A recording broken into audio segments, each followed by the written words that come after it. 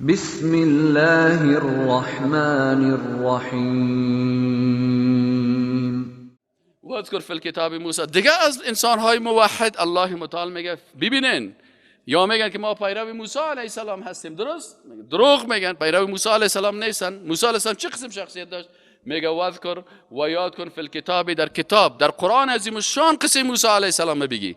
بعضی کساس متاسفانه حتی از مسلمان ها سر موسی علیه السلام دروغ قصه ها را جور کردن. میگه قصه موسی علیه السلام از کتابای شعر نگی، از کتابای داستان نگی.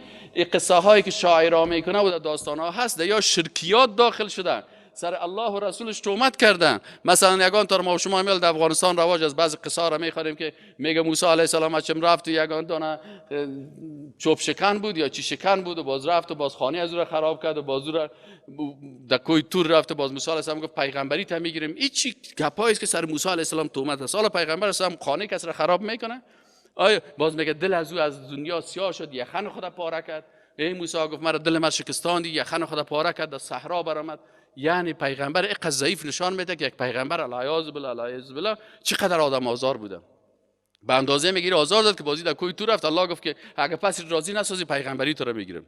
انا لله و انا الیه راجعون. باز مردم میره دیگه باز میخیزن وی خورن و قصه میکنن. باز میگی شخص که پس آمده باز بر موسی علیه السلام برش گفت که هیچ آدابی و ترتیبی مجو، هرچی میخواهد دل تنگت بگو. بازی میگی گپا را گفت و بازی گفت برو ای موسی علیه السلام حال دیگه ما از بندگی برآمدیم، خودم خدا شدیم، ناسوت ما لاهوت شد، ما انسان بودم حالا خودم خدا شدیم، حالا ما به این چیزا نیاز ندارم. انا لله و انا الیه راجعون. الله متعال برای کسایی که قرآن میخونن میگه واذکر فی الکتاب موسی، ببین در قرآن عظیم شان قصه موسی علیه السلام که وحی است. کسایی که سر از این تهمت کردن، دروغ گفتن، یهود است، نصارا است و هر کسی که از اسرائیلیات نقل میکنه قصه های دروغی را، انه اول چی میگه؟ میگه کان مخلصا. اول موسی علیه السلام مخلص بود. فرق از بین مخلص و مخلص. بعضی کساس نحو را یاد نداره، صرف یاد نداره، اسم فاعل اسم مفعول یاد نداره، باز میخواد میگم من شیخ اسلام هستم. تو شیخ اسلام هستی، ضرب ضربا رو یاد داری؟ مخلص و مخلص فرقش میفهمی؟ الله متعال میگه موسی علیه السلام از همین روز اول چی بود؟ الله متعال که پیغمبر ساخته بود، این میگه مخلصا. الله میگه ما را خالص برای خود ساخته بودیم، موحد برای ما بوده. کاری که ضد توحید باشه ایده نمیکرد موسی علیه السلام که دل مردم از دین، از اسلام و از عقیده سیاه کنه. ببین این قصه هایی که مردم رواج میتن این کلش با این کلمه قرآن در تضاد است. الله متعال میگه انه یقین داشته باشین که کان بود موسی علیه السلام چی بود؟ مخلصا، یعنی برگزیده، شخصی که بسیار اخلاص داشت و چون اخلاص زیاد داشت ما او را تا پی اخلاص در قلبش زدیم. مخلص بود، ما او را مخلص ساخته میشه. از طرف الله چی شد؟ ای برگزیده شد. و کان رسول النبی، سه صفت. مخلص بود، خاص کار میکرد که دو الله راضی شود. و کان رسولا، چی بود موسی علیه السلام؟ رسول الله بود. رسول الله بیادبی میکنه، خانه کسی را خراب میکنه، دل کسی را از اسلام سیاه میکنه. الیس فیکم رجل رشید؟ آیا در بینتان یگان صد آدم هوشیار یافت نمیشه که میگه پر حداقل معقولانه تفکیک بکنه؟ میگه کان سه صفت. رسولا بود، نبی بود. سبحان الله، ام رسول بود ام نبی بود. بعضی از پیغمبرها هستند که نبی هستند رسول نیستند. موسی علیه السلام مخلص، رسول و نبی، سه صفت بسیار عالی داشت. پیغمبر اول العزم. و نادیناه من جانب طور، الله متعال میگه صدا کرده میره از جانب، از یک گوشه طور، کوه طور الایمن که به طرف راستش بود. و قربناه، و او را میگه الله متعال میگه نزدیک ساختیم او را نجیا، مناجات کننده، رازگویان. کسی است که نجی الله به معنای کسی که با الله راز و نیاز میکنه. پس چند صفت بر عزیزات؟ چند صفت شد؟ اول مخلص، دوم رسول، سوم نبی، چهارم مقرب، پنجم نجی. سبحان الله. باز میخواد سر موسی علیه السلام رنگ تهمت‌ها را جور میکنه. و وهبنا له من رحمتنا اخاه هارون نبیا. میگه و وهبنا له، باز بر از یک توفیق دیگه هم دادیم. توفیق دیگه چی بود؟ که موسی علیه السلام تقاضا کرد که باید کتمه برادرم هم باشه. الله متعال میگه و عطا کردیم بر از اون من رحمتنا، از رحمت خود، اخاه برادرش که هارون نام داشت نبی، یا بر از اون هم نبوت دادیم. برادرش هارون علیه السلام هم نبی شد. چرا که موسی علیه السلام میگه در زبان خود کم کم لکنت داشت. او تو بسیار تیز فصاحت گپ زدن نمیتونست. وقتی که پیش فرعون میرفت موسی علیه السلام تقاضا کرد، گفت پروردگارا زبان ما یکم کم بند بشه، پس امی برادرم که بسیار خوب زبانش فصیح است، هارون علیه السلام ایره هم کتمه چی بده، مقام را بده که ایم به همراه ما بره. الله متعال میگه ما برش امی تحفه را هم برای موسی علیه السلام نه. الله ایره قدر دوست داشت، الله ایره قدر عزت داده بود، الله متعال ایره قدر صفات داده بود. باز ما و شما چطور هستیم؟ باز میخیزن قصه ها را شروع میکنن که موسی علیه السلام مثلا خانه فلانی را خراب کرد و الله نزدیک بود که پیغمبری از پیش بگیرن. باز نفر آمد و بسیار شخصیت بلند شد و موسی علیه السلام بسیار خرد و ریزه. قرآن موسی علیه السلام در یک مقام بسیار عالی نشان میده. اینی است فرق بین عقیده که از قرآن سنت میگیرن و عقیده که از شعر و از موسیقی و از سازنده و از داستانهای دنباله‌دار و از قصه های دروغی میگیره. این قصه توحیدی قرآنی اینی هست. و وهبنا له من رحمتنا اخاه هارون نبیا واذکر فی الکتاب اسماعیل. اهل بین بعضی از عرب های قریش میگفتن ما پیروان اسماعیل علیه السلام هستیم، اصل پدر کلان ما اسماعیل علیه السلام است. خب اسماعیل علیه السلام بر شما گفت 360 بت در اطراف خانه کعبه بگذارین. اسماعیل علیه السلام گفت که زنایتان برهنه بخیزند در اطراف کعبه شما مردا طواف کنین. اسماعیل علیه السلام گفت که زنایتان تبرج جاهلیت تمام رو سرلوچ و آرایش کردگی در روی سراکا بره. کلش تومت سر شما دروغ میگن. شما ملاهای دموکرات دروغ میگن که این گپا را میزنن. این بت پرستی که است، این چیزا رو که شما جور کردین این دروغ است. واذکر فی الکتاب اسماعیل. الله متعال میگه باش که ما براتون اسماعیل علیه السلام معرفی کنم. انه کان صادق الوعد. اسماعیل علیه السلام صادق الوعد، بسیار انسان صادق بود. وعدی که برای الله کرده او را هیچ وقت نمیشکستان. وعدی با الله چی است؟ لا اله الا الله هست. بغیر از ذات تو من کس دیگه را عبادت نمیکنم. اسماعیل علیه السلام هیچ وقت پیش بت‌ها نرفته. چرا که اسماعیل علیه السلام لا اله الا الله میگفت که یا الله ما تعهد کردیم وعدیم است که بغیر از ذات تو به کسی دیگه من عبادت نکنم. تعهد وعدیم است یا الله برای تو که بغیر از شریعت تو قانون کسی دیگه را تطبیق نکنم. شما مشرکین قریش تمام روز رواجای قومی تا نمیکنین، رواجای پدرای تا نمیکنین. هر وقتی که براتون گپ زده شما میگین که ما الفینا علیه آبانا، چیزی که پدرای ما کردن. دروغ میگن، پیروای اسماعیل علیه السلام نیستن. اینجا الله متعال برش میگه انه کان صادق الوعد، صداقت وعده از او حقیقی بود. شما وعده تان شکستاندین، شما پیروای کی نیستین؟ اسماعیل علیه السلام نیستین. و کان رسول النبی. اسماعیل علیه السلام شخصیت عادی نبود، رسول هم بود و نبی هم بود. دو رتبه بسیار بزرگی که در دربار الله هست ایره داشت. و کان یأمر اهله بالصلاة. شما خود نماز نمیخوانین، شما خود میگین ما دیگه خلاص هستیم از نماز، از عبادت. شما زکات هم نمیتین، قرار خودتان شیشتین از چیزای ملنگی رو در گردنتان انداختین، شما از مردم خیرات جمع کرده میرین. اسماعیل علیه السلام الله متعال میگه خوب غنا داشت، خودش زکات میداد، گدایی نمیکرد. و کان یأمر اهله، امر میکرد اهل خدا کی را؟ خانم خدا، پسر خدا، دختر خدا، خانواده خدا، فامیل خدا. امر میکرد به چی؟ نماز بخواین، به صلات و زکات و به زکات. و کان عند ربه مرضیه. و این پیش الله بسیار پسندیده بود. شما را الله دوست داره، تو بت پرسته، تو بی حیا، تو کسی که 360 بت جور کردی، تو کسی که برهنه میگردی، تو کسی که خانمایتان 10 قسم نکار پیدا کردین، زنا هست، کلپای زنا هست، نایت کلپا را جور کردین. تو میگی که ما پیروی از اسماعیل علیه السلام هستم؟ ابدا نیستین. واذکر فی الکتاب ادریس. میگه همچنان در قرآن عظیمشان قصه ادریس علیه السلام بخوان، او هم یک پیغمبر الله بود. انه کان صدیقا نبیا، یک شخص رازگو بود و پیغمبر بود. و رفعناه مکانا علیا، و ما او را بلند بردیم به یک مقام بلند. اولئک الذین، اینی کسانی هستند که انعم الله علیهم من النبیین. اینی کسانی هستند که الله بالا از نعمت فرستاده. و کسایی نعمت پیدا میکنه که پیروی از اینی مردم بکنه. نه که هر کس هر قصه که دلش شد بخیز از پشت از او دویده میره، باز برای خود دین جور میکنه. دین اونمود دین است که الله توسط ملائکه خود برای پیغمبر خود گفته و پیغمبر در هر عصر از آدم علیه السلام شروع تا رسول الله صلی الله علیه و سلم این تطبیق کرده. اونو دین دار است. نه که خودت میخیزی برای خود دین جور میکنی، باز میگی اوه ادیان حق. سروش کتاب نوشته میگن صراط های مستقیم. اینه بر خود کل میگه هندویسم هم حق است، بت پرستی هم حق است، شیطان پرستی هم حق است. دو شیطان پرست است، بت پرست است، قبر پرست است، جادو پرست است، جن پرست است. میگه کل از صراط های مستقیم، میگه راه ها کلش راست است. دروغ. رسول الله صلی الله علیه و یک راه مستقیم است، یک راه هست، این طرفش نرو که تو رو با گمراهی میکشونم. حال اینجا میگه که ادریس علیه السلام انه کان صدیقا نبیا و رفعناه مکانا علیا، و میگه ما ایره برداشتیم به مقام بسیار عالی که نبوت بود.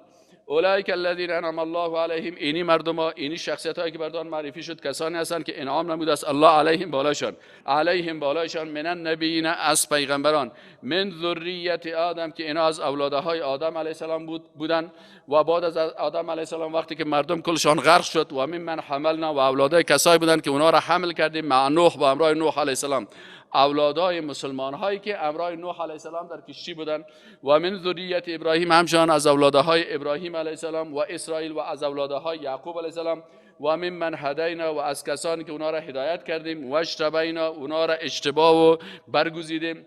اذا تتلی علیهم آیات الرحمن، ای کدام مردم ها هستند که مجرد بر از اینا دلایل قدرت و عظمت و الوهیت الله برشون بیان میشه. آیات الرحمن چی است؟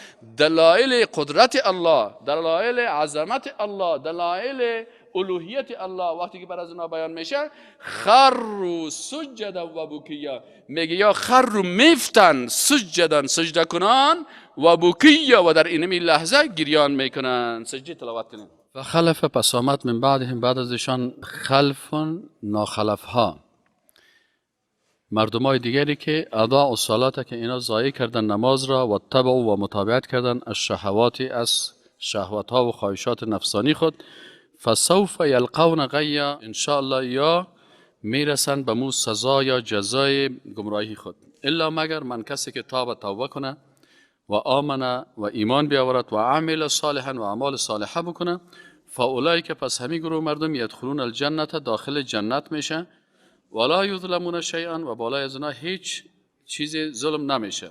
جنات عدن، جنت ها یا باغ های عدن که ای اقامتگاه هست، التي او جنتی که وعد الرحمن، وعده داده الله متعال عباده، بنده هایش را، بالغیب، بغیب، انه کان وعده مأتیا، یقینا که هست وعده الله رسیدنی و آمدنی. لا یسمعون، نمیشنون، فیها، در امی جنت، لغوا، سخنای لغو و بیهوده را، الا سلاما، مگر که یک جنتی برای جنتی دیگر سلام میته، ولهم رزقهم فیها، و بر از امی جنتی ها هست رزقشان، فیها، در جنت، بکرتن، صبح، و عشیا، و شام. تلک الجنة التي، ای جنتی هست که الله متعال میگه که نورث من عبادنا، که ما ایره به میراث میگذاریم به بنده های ما، من کان تقیا، هر کسی که با تقوا باشه، و ما نتنزل الا بامر ربک. حال ملائکه چی میگن؟ ملائکه وقتی که بعضی اوقات از اینا پرسان میشد، یا رسول الله صلی الله علیه و برشان میگفت که مثلا بعضی اوقات که جبریل امین دیر میکرد، از پیش میگفت که چند وقت نامدی یا ناوقت آمدی دیگه. این ملائکه میگفتن که و ما نتنزل، و ما نمیم پیش شما در زمین الله یا در پایین، الا به امر ربک، مگر به امر پروردگار تو، له، برای الله هست، ما بین ایدینا و ما خلفنا، آنچه که ما پیش از خود یا قبلا ایر انجام دادیم یا بعدا او را انجام میتیم. یعنی در اینجا ملائکه هم به امر الله هر کار میکنن، و بدون امر الله حتی به زمین پایین شدن نمیتونن و نمین. و ما بین ذالک، و آن چیزی که در بین قبل و بعد هست، یعنی حال فعلا هست، کلش به امر الله هست. و ما کان ربک نسیا، و نیست پروردگار تو که چیز را فراموش بکنه. رب السماوات والارض، الله مالک متصرف آسمان هاست، والارض، و زمین است، و ما بینهما، و آن چیزی که در بین آسمان و زمین است. فاعبده، پس ای رسول الله صلی الله علیه و سلم، تو الله را عبادت بکو، واستبر لعبادته، و در عبادتش بسیار چی باش؟ استوار و ثابت قدم باش. هل تعلم، آیا میدانی، له، برای الله، سمیه، کدام همنامی را، یعنی برای الله کدام همنام نیست، بغیر از الله خالق دیگر نیست. و یقول الانسان، و بعضی اوقات میگن همی انسانهای بیدین، اذا ما متو، آیا وقتی که ما بمرم، لسوف اخرج حیا، باز ما دوباره از زمین خارج کرده میشم زنده. اولا یذکر الانسان، آیا یاد نمیکنه انسان که انا خلقناه من قبل، که ما او را خلق کردیم قبل ازی، ولم یک شیئا، اصلا هیچ چیز نبود.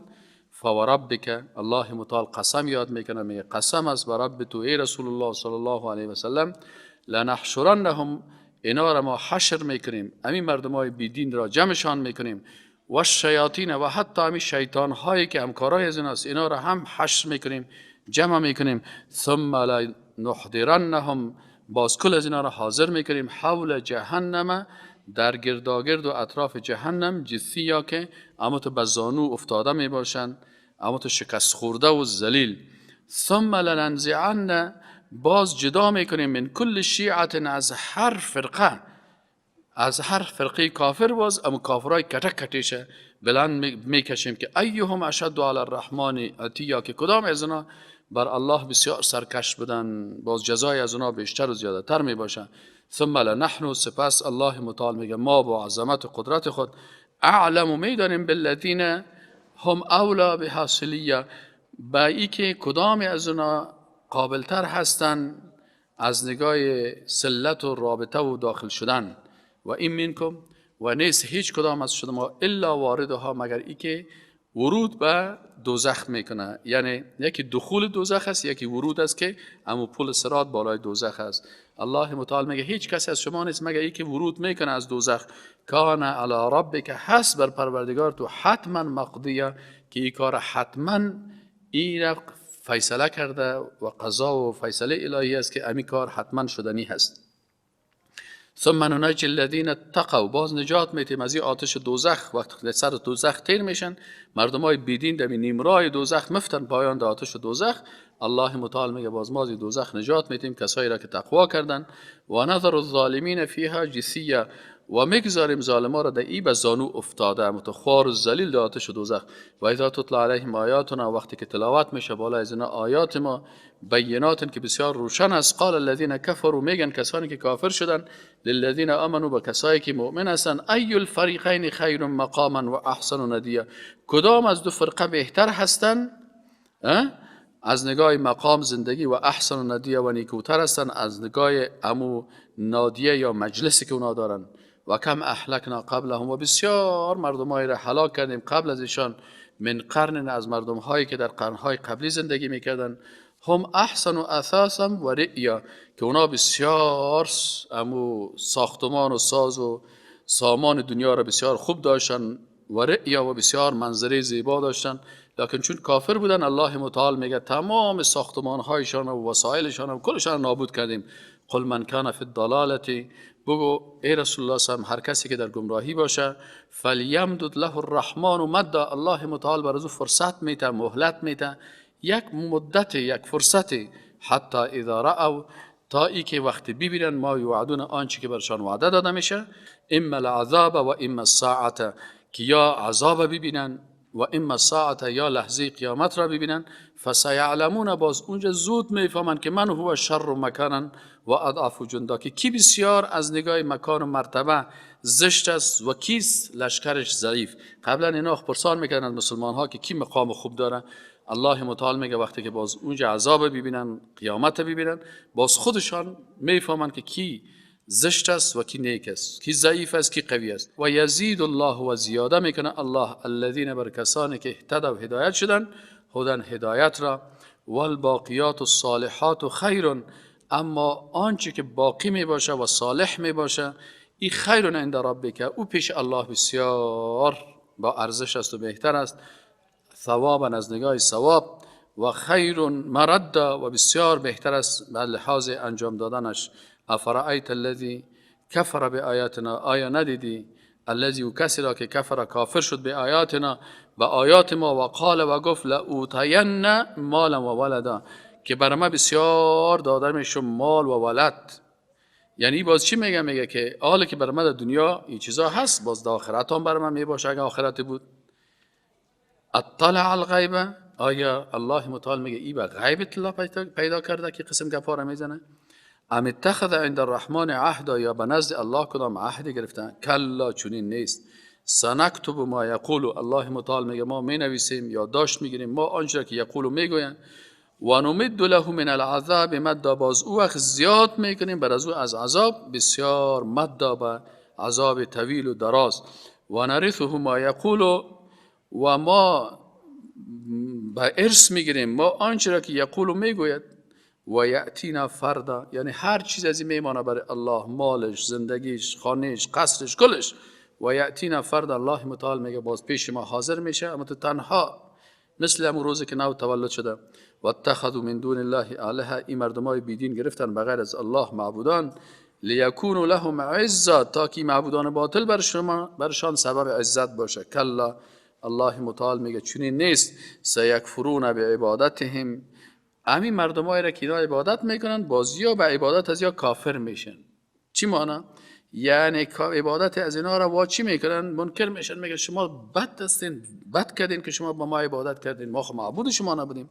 و یکونون علیهم ضد، باز همین معبودای باطلشان ضد از یا قرار میگیرن، دشمن از اینا میباشن. الم تر، آیا ندیدی ان ارسلنا الشیاطین علی الکافرین، که ما فرستادیم شیطان ها را بالای کافرا. چی بودن این شیطان ها که اینا را وسوسه میکردن؟ و تعوذهم عزا، باز اینا چی میکردن؟ همین شیطان ها اینا را برمی انگیختن، اینا را تشویق میکردن به طرف کفر و گناه، به تشویق کردن و برانگیختن. فلا تعجل علیهم، پس عجله نکن ای رسول الله صلی الله علیه و بر ایشان. انما نعد لهم عدا، یقینا که ما چی میکنیم؟ حساب میکنیم، میشمریم لهم برشان عدا، به همون تو حساب و شمار، یعنی یک لحظه به لحظه از عمر از اینا را، نقطه به نقطه از اعمال از اینا را ما حساب میکنیم. یوم نحشر المتقین الی الرحمن، همچنان در روز قیامت روز است که ما حشر میکنیم متقیان را الی الرحمن، که اینا میاین به طرف پروردگار خود. وفدن، اینا چی میباشن؟ گروپی از مهمان ها میباشن. و نسوق المجرمین، و سوق میکنیم مجرما را الی جهنم، به طرف جهنم. وردا، در حالی که اینا بسیار تشنه میباشن. لا یملکون الشفاعت، اینا مالک شفاعت نمی باشند. الا من اتخذ عند الرحمن عهدا، مگر کسی که گرفته هست به نزد الله عهد، یعنی وعده. الله حق شفاعت صرف برای کسانی میده که الله متعال بر ازنا وعده شفاعت داده، نبیین، صدیقین، شهدا و صالحین. و قالوا اتخذ الرحمن ولدا، یک بیادبی و بد اخلاقی دیگه از این مردمای بیدین چی است که اینا میگفتن که العیاذ بالله الله متعال فرزند گرفته. لقد جئتهم شیئا ادا، یقینا لقد جئتم یقینا که شما آوردین شیئا ادا، یک چیزی بسیار ثقیل، یعنی یک سخن بسیار خطرناک و زشت گفتین. تکاد السماوات یتفطرن منه، که از این سخن زشت شما حتی آسمان ها نزدیک است که پاره شوند و بشکفند. منه از آن. و تنشق الارض، و حتی زمین پاره شود از تو سخن زشت، یعنی تو سخن زشت است که تاثیر زشت از او تا در آسمان ها و زمین میشه. و تنشق الارض، و میشکفه زمین. و تخر الجبال حدا، و حتی میفته کوها حدا، در حالی که منحدم و توته میشده باشن. اندعو، این که شما بخواین یا صدا بکنین یا بگوین، للرحمن، برای الله که الله ولد داره، فرزند داره. و ما ینبغی، و شایسته نیست، للرحمن، برای الله، ان یتخذ ولدا، ای که فرزند بگیره. الله متعال ذات بی نیاز است، نیازی به فرزند و اولاد و دختر و پسر و شریک و مانند ندارن. این کل من فی السماوات والارض، نیست کل آن چیزی که در آسمان ها و زمین است، الا آت الرحمن، مگر که کل از اینا میان به پیش الله عبدا، من حیث بنده. این مخلوقات کلشان، پیغمبرا، این ملائکه، این مخلوقاتی که در آسمان و زمین که از کل از اینا بنده های الله هست. لقد احصاهم و عدهم عدا، الله متعال اینا را احصاهم، احصایه کرده، احاطه کرده. و اعدهم، و اینا را شمار کرده هست، عدن، به عدد بسیار دقیق. و کلهم، و تمام از اینا، آتیه میآیند به نزد او یوم القیامتی، در روز قیامت، فردا، تنها. ان الذين، یقینا کسانی که آمنوا ایمان آوردن و عملوا الصالحات، و اعمال صالحه میکنن، سیجعل لهم الرحمن ودا، یقینا که الله متعال میگردانه برشان چی؟ دوستی و محبت. فانما یسرناه بلسانک، یقینا ای رسول الله صلی الله علیه و سلم ما قرآن آسان ساختیم به لسانک، به زبان تو.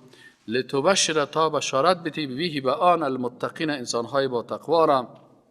و تنذر، و بترسانی، به به واسطه همین قرآن عظیمشان، قوم لد، مردم هایی که بسیار لدود هستند، خصومتگر هستند.